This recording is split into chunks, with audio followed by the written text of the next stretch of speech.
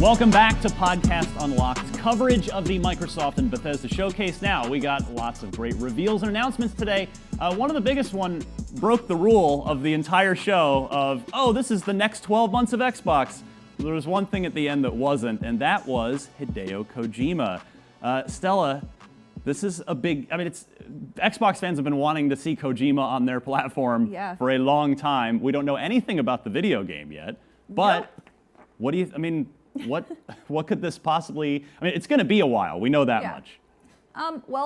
It's going to be more spooky stuff. So, yay. But I'm really excited. It's been really good to see Kojima just kind of lean into his full creative mind. And he seems really excited to be working on his next project. So honestly, whatever announcements slowly come out, I hope they come out on his terms and aren't leaks, and he gets to take his time and fully create what it is that he's envisioning, because I want to be able to see what he's going to create. He has such an interesting mind that I want to be able to see what he's creating in the format that he wants to reveal it. Destin, we have a code name for this, do we not, that leaked?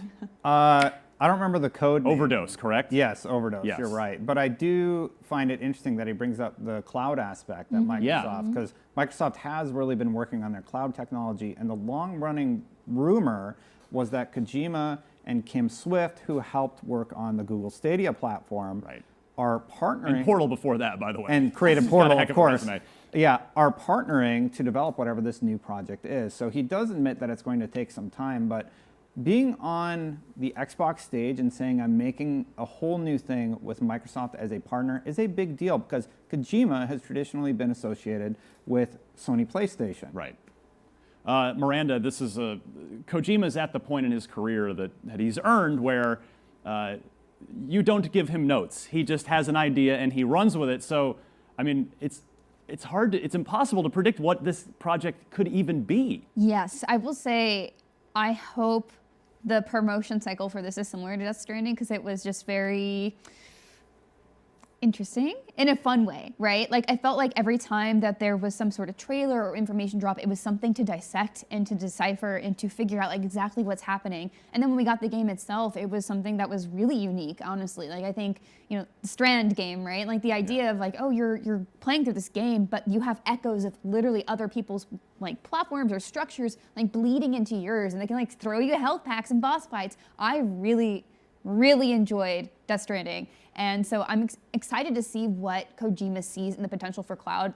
I'm obviously a game developer, and I think there's a lot that we've seen as far as concepts and ideas for cloud gaming. And so I'm even more curious to see what he wants to accomplish that with a really great team behind him as well. Well, Kojima's last appearance on the Xbox platform was Metal Gear Solid 5. So by the time this game comes out, it'll probably have been a decade since Xbox gamers last got to spend some time with a Kojima creation.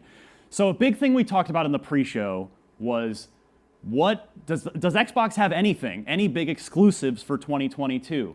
Thankfully, we now have a list, and I thought it would be good to come full circle here and focus on that list, and I appreciate our behind-the-scenes team pulling up. Phil Spencer brought this graphic up, and I just it went right by, so I'm glad we can just stare at this for a minute. Of course, the monitor's too far away for me to read that. Can't read it. But there was one there, thank you. Oh, one of our great production team we have. Not all exclusive. Correct. Yeah. But the game on this, so I want to hit the highlights. Although the one when this screen did come up that jumped out at me was Somerville, because that's from some of the creators of Limbo and Inside. And we had a Somerville trailer on the Xbox showcase last year. So if you're not familiar with it, just go dig that up after the show, and you'll see, oh yeah, this looks really good. But the highlights, so 2022 big stuff for meaning exclusive on Xbox. We have High on Life, which that was one of my favorite things of this entire show. Justin Roiland. Yes. I'm so excited. I had when I saw it, I was like, oh, it's like the Rick and Morty thing. Oh, okay, it could be cool. I watched a few seasons of that. I liked it.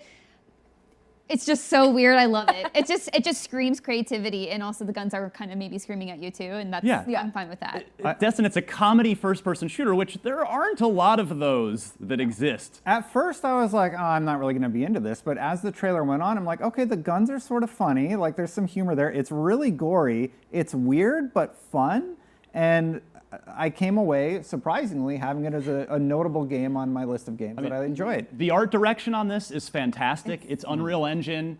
It's Justin Roiland's sense of humor, which I just have always vibed with. I Yeah. think his stuff is hilarious.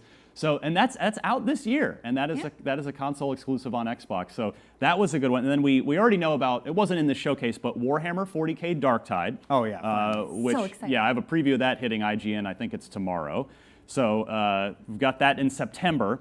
Now, Destin, A Plague Tale Requiem. Yes. That's another one that it's been kind of quiet for a bit, but it's out this year. Yeah, Plague Tale is out on Xbox Game Pass if you want to play through the original, and it looks like this is a sequel that takes place a few years later. And I really, really enjoyed the first one. I'm excited to see how they're focusing on stealth this time around, forcing you to creep in the shadows a little bit more, but you actually have more abilities. You've learned a lot from the first game. And we have seen already that there are much more open areas that you're going to be exploring. And it is definitely one that has been on my list to keep an eye on, and I'm really happy that it's coming to Game Pass day one. Also in 2022 on Xbox, a bunch of DLC. So the next Flight Sim expansion, which looked gorgeous. The Hot Wheels DLC for Forza Horizon Yeah. 5, Sure. yes. Fun. Yeah. The Pit for Fallout 76. The Season 7 of Sea of Thieves. But Miranda, back to the list of full games. Yeah. I would be remiss if I didn't bring this one up with you specifically because I know how much you love disgusting body horror, gross games like Scorn, which we got a date for October 21st. You see, I don't mind body horror, but with Scorn, you can hear, without even listening, you can hear the slurping and gurgling of weird things. Stella, Grounded is Yeah. finally getting a full and proper release, and that will be out this fall as well. That's, in fact, September.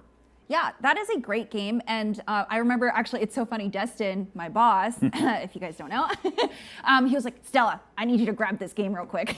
Yeah. That's how you talk. Yeah. Okay. I'll work on that. Yeah. But yeah, he was like, I need you to grab, a preview of this. And I remember specifically, I was like, oh, this is the game with the giant spiders. I'm not a big fan of that. But honestly, even with the spiders and creepy stuff, I was like, this is a great game. Why am I here? This is so cool.